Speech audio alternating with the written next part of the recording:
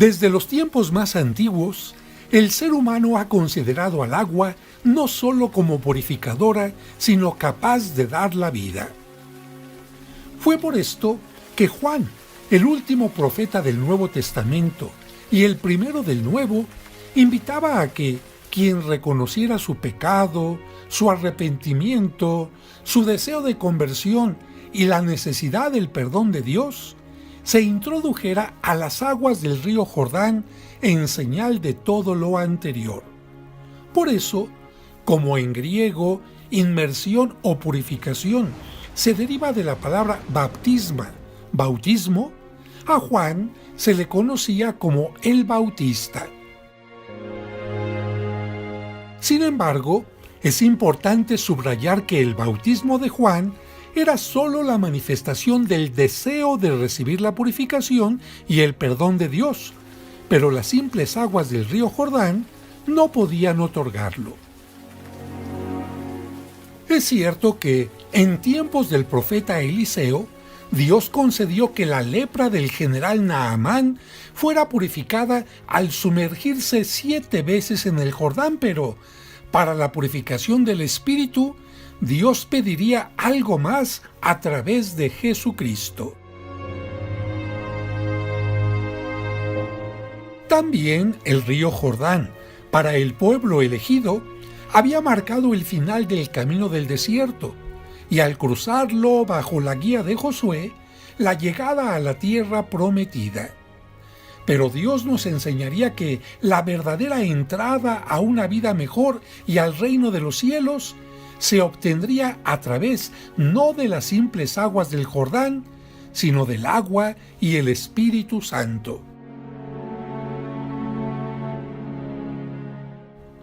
Por esta razón, Cristo, después de haber vivido 30 años en el ambiente familiar de Nazaret y continuando el oficio de su padre, quiso iniciar su vida pública, su predicación y su camino a la redención en el río Jordán, siendo bautizado por Juan.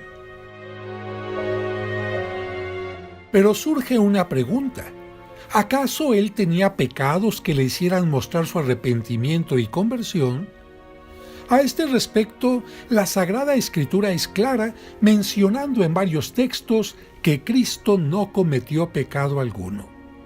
Así lo dice la primera carta de San Juan. Y saben que Él vino para quitar nuestros pecados, y no hay pecado en Él. También lo afirma así la primera carta de San Pedro. Él no cometió pecado, ni en su boca se encontró engaño.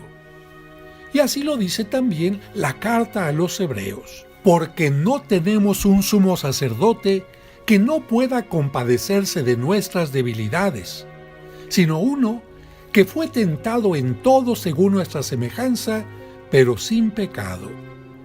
Y hasta Juan el Bautista, quien invitaba a la conversión, reconoce que Cristo es mucho mayor que él diciendo: yo bautizo con agua, pero en medio de ustedes hay alguien al que ustedes no conocen. Él viene después de mí, y yo no soy digno de desatar la correa de su sandalia. Y es que en tiempo de Cristo eran los esclavos, los servidores, los que debían descalzar a su amo, y Juan reconoce que ante el Mesías es mucho menos que un esclavo. Y no solo eso, sino que anuncia que Cristo instaurará un nuevo bautismo que, más allá del agua, incluirá el fuego de purificación y los dones del Espíritu Santo. Así lo dice: yo en verdad los bautizo a ustedes con agua para arrepentimiento, pero aquel que viene detrás de mí es más poderoso que yo, a quien no soy digno de quitar las sandalias. Él los bautizará con el Espíritu Santo y con fuego.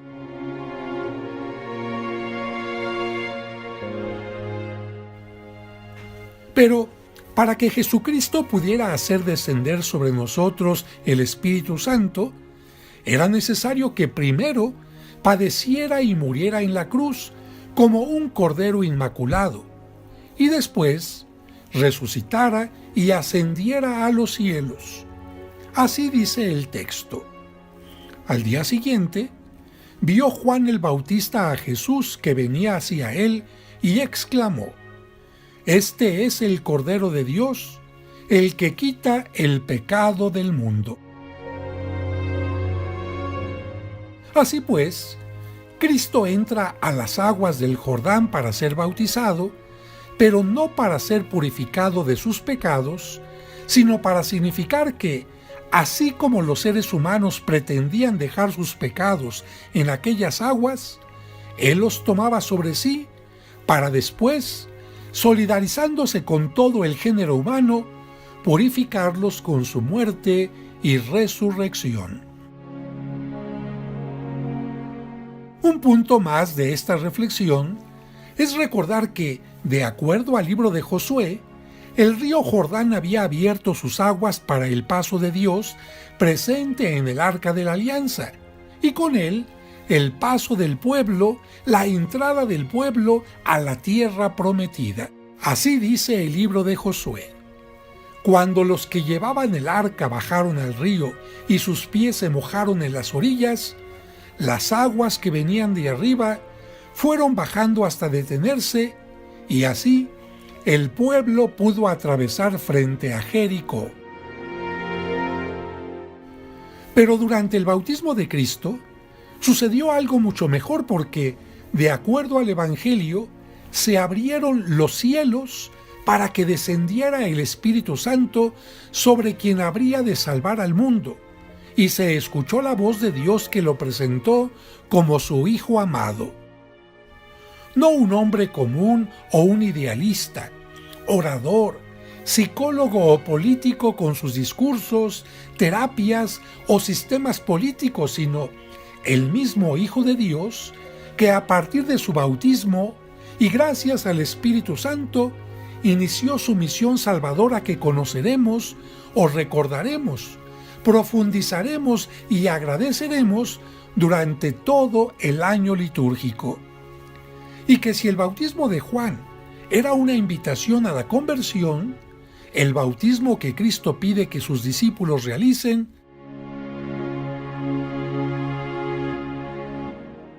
es un sacramento que nos une a Él, nos hace hijos de Dios, templos del Espíritu Santo y miembros de la Iglesia. Por eso, cada Pascua renovamos nuestro compromiso bautismal, y algunos también lo renuevan en su peregrinación a Tierra Santa en el río Jordán. Pero queda claro que no fue el agua del Jordán la que purificó a Jesús, sino más bien Él, sumergiéndose en ella como parte de su misión, confiere al agua de toda fuente bautismal el poder de santificar. Así lo escucharemos de San Mateo en el año litúrgico A. Jesús llegó de Galilea al río Jordán y le pidió a Juan que lo bautizara, pero Juan se resistía diciendo: «Yo soy quien debe ser bautizado por ti, ¿y tú vienes a que yo te bautice?». Jesús le respondió: «Haz ahora lo que te digo, porque es necesario que así cumplamos todo lo que Dios quiere». Entonces Juan accedió a bautizarlo. Al salir Jesús del agua, una vez bautizado, se le abrieron los cielos y vio al Espíritu Santo de Dios que descendía sobre él en forma de paloma, y oyó una voz que decía desde el cielo: «Este es mi Hijo muy amado, en quien tengo mis complacencias». Así lo escucharemos de San Marcos en el año litúrgico B. Juan predicaba diciendo: «Ya viene detrás de mí uno que es más poderoso que yo, uno ante quien no merezco ni siquiera inclinarme para desatarle la correa de sus sandalias. Yo los he bautizado a ustedes con agua, pero Él los bautizará con el Espíritu Santo». Por esos días vino Jesús desde Nazaret de Galilea y fue bautizado por Juan en el Jordán. Al salir Jesús del agua, vio que los cielos se rasgaban y que el Espíritu, en figura de paloma, descendía sobre él. Se oyó entonces una voz del cielo que decía: «Tú eres mi Hijo amado, yo tengo en ti mis complacencias». Y Y así lo escucharemos de San Lucas en el año litúrgico C. Como el pueblo estaba en expectación y todos pensaban que quizá Juan el Bautista era el Mesías, Juan los sacó de dudas diciéndoles: es cierto que yo bautizo con agua, pero ya viene otro más poderoso que yo, a quien no merezco desatarle las correas de sus sandalias. Él los bautizará con el Espíritu Santo y con fuego. Sucedió que entre la gente que se bautizaba, también Jesús fue bautizado. Mientras éste oraba, se abrió el cielo y el Espíritu Santo bajó sobre él en forma sensible como de una paloma. Y del cielo llegó una voz que decía: Tú eres mi Hijo, el predilecto, en ti me complazco. Es importante que, especialmente el día de la celebración litúrgica del bautismo de Cristo, agradezcamos y renovemos nuestro propio bautismo. Y si no te acuerdas, recordar el lugar y fecha en que lo recibiste, porque ese maravilloso día comenzó tu camino a la santidad y bien merecería celebrarse. ¿No lo crees?